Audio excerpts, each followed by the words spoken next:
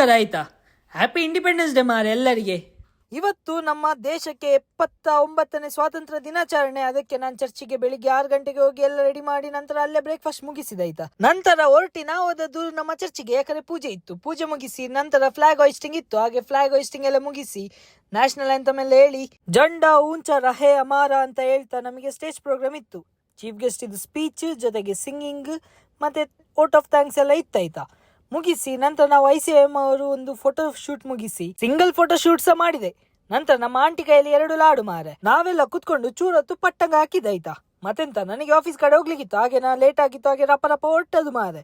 ಇವತ್ತು ನನಗೆ ಮತ್ತೆ ರೋಹನಿಗೆ ಡ್ಯೂಟಿ ಇತ್ತು. ಹಾಗೆ ನಾವು ಡ್ಯೂಟಿ ಮಾಡ್ತಾ ಇದ್ವಿ. ಡೆಲಿವರಿ ಇತ್ತು ಮಾರೆ, 1 ಅಲ್ಲ 2 ಅಲ್ಲ 3 ಡೆಲಿವರಿ ಇತ್ತು. ಮತ್ತೆ ಇವತ್ತು ನಾ ಸ್ವಲ್ಪ ಎಕ್ಸಸೈಸ್ ಎಲ್ಲ ಮಾಡಿದ್ದು. ಅದೇ ಎಕ್ಸಸೈಸ್ ಅಂದ್ರೆ ಕೆಲಸ ಆಯ್ತಾ.